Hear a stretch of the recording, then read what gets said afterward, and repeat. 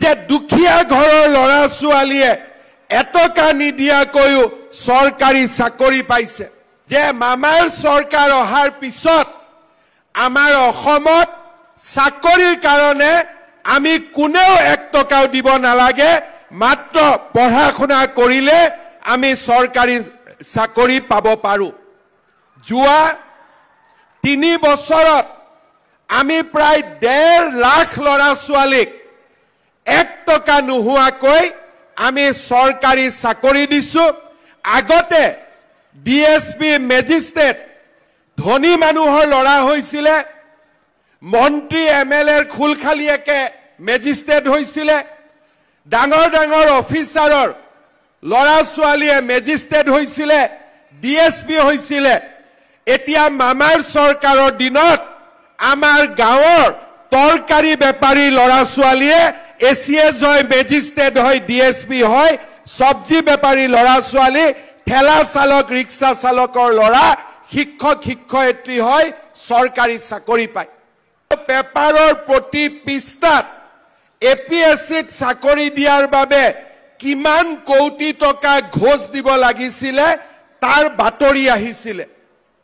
আজি আমি নতুন অসমৰ নিৰ্মাণ কৰিছো এতিয়া অসমৰ প্ৰতিদিনে সোশ্যাল মিডিয়া টেলিভিছনত বাতৰি কাকতত ইচ্ছা নাথাকিলেও আমাৰ মানুহে দেখুৱাবলৈ বাধ্য হয় যে দুখীয়া ঘৰৰ ল'ৰা ছোৱালীয়ে এটকা নিদিয়াকৈও চৰকাৰী চাকৰি পাইছে আজি লিখিবলৈ বাধ্য হয় যে নিযুত মইনা আঁচনিৰ পৰা অমুক পোৱা নাই অমুকে পাইছে তাৰ মানে স্বীকাৰ কৰে যে এতিয়া অসমত আন্দোলনৰ বতা নাই এতিয়া অসমত নিযুত মইনাৰ বতা চলিছে আজি স্বীকাৰ কৰে যে এতিয়া অসমত হত্যা আৰু হিংসা নাই আমাৰ জাগিৰোডত 30,000 কোটি টকাৰে সেমি কণ্ডাক্টৰৰ ইণ্ডাষ্ট্ৰি আৰম্ভ হৈছে আজি আমাক বেয়া পোৱা মানেও স্বীকাৰ কৰিব লাগিব যে প্ৰত্যেক জিলাতে ব্ৰহ্মপুত্ৰৰ ওপৰত আজি দলং হৈছে প্ৰত্যেক জিলাতে আজি মেডিকেল কলেজ হৈছে প্ৰত্যেক জিলাতে একোখনকৈ ইউনিভাৰ্সিটি নিৰ্মাণৰ আজি সপোনৰে অসমে খোজ কাঢ়িছে আমি চাওঁতে চাওঁতে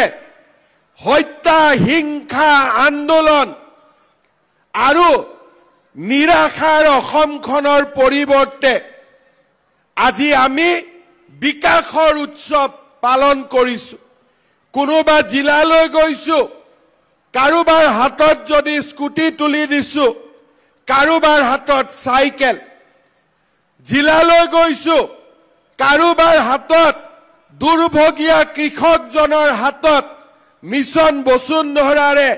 আমি মাটিৰ পট্টা তুলি দিছো আৰু আন এখন জিলালৈ গৈ দুখনি মাতৃৰ চকুলো মচি সন্তানৰ হাতত নিযুক্তি পত্ৰ তুলি দিছো যে আমাৰ এখন উজ্জ্বল ভৱিষ্যতৰ বাবে আজি আমি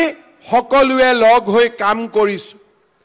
আমাৰ অসমৰ জাতীয় জীৱনলৈ এনে সুন্দৰ দিন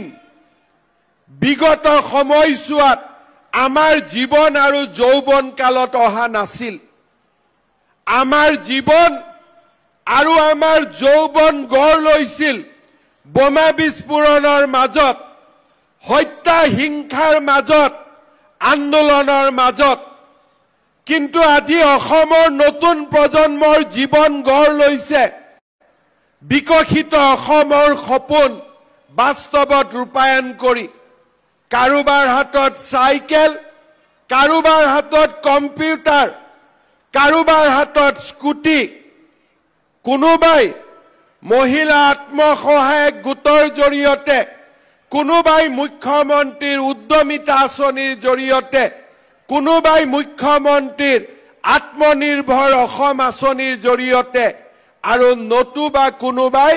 চৰকাৰী চাকৰিত মেধাৰ নিযুক্তিৰ মাজেৰে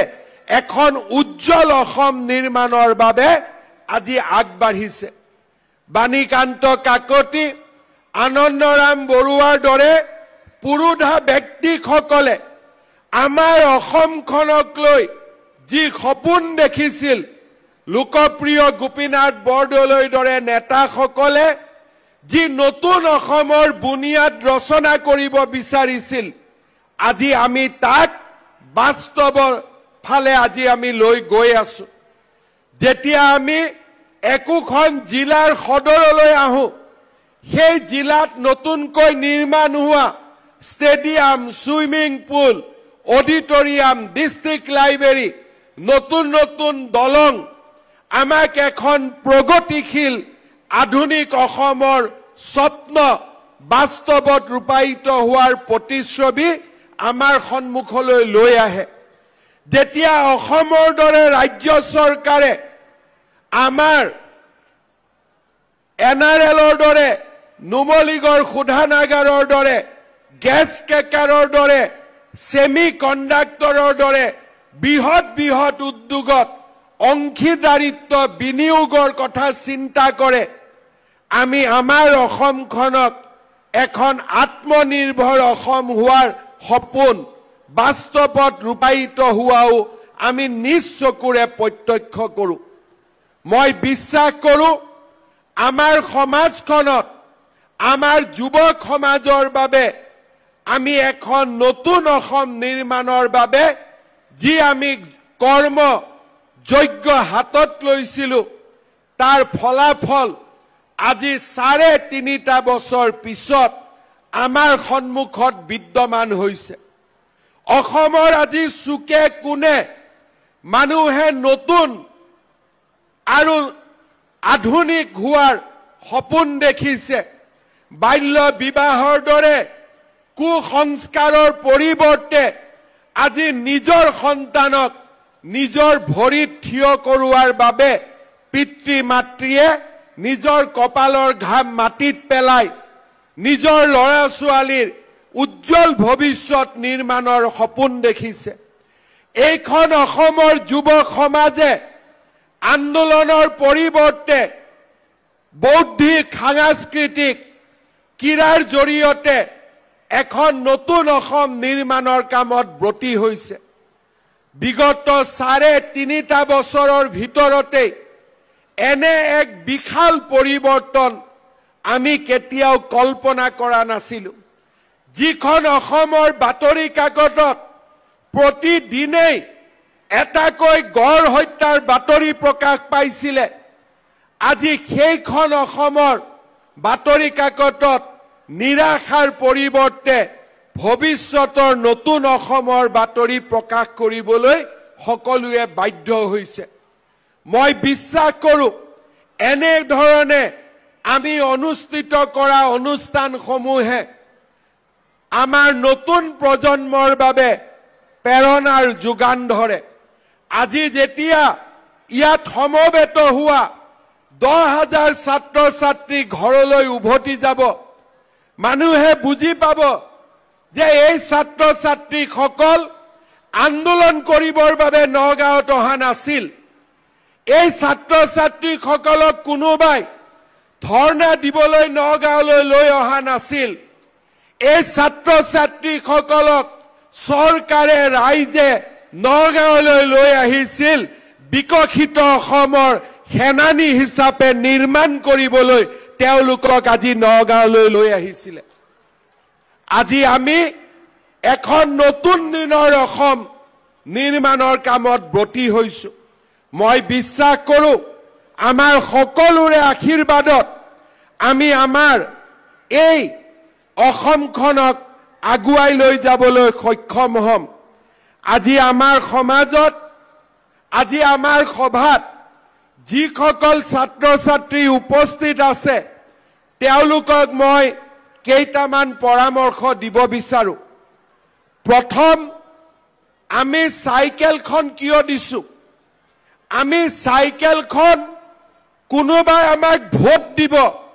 তাৰ কাৰণে আমি দিয়া নাই। আমি চাইকেলখন দিছোঁ যাতে আমি প্ৰতিটো দিনেই আমি স্কুললৈ যাব পাৰোঁ। আজিৰ সভাত আমি সকলোৱে প্ৰতিজ্ঞা কৰিম যে আমি কোনেও স্কুলত নোযোৱাকৈ নাথাকো প্ৰত্যেকটো দিনতে আমি স্কুললৈ যাম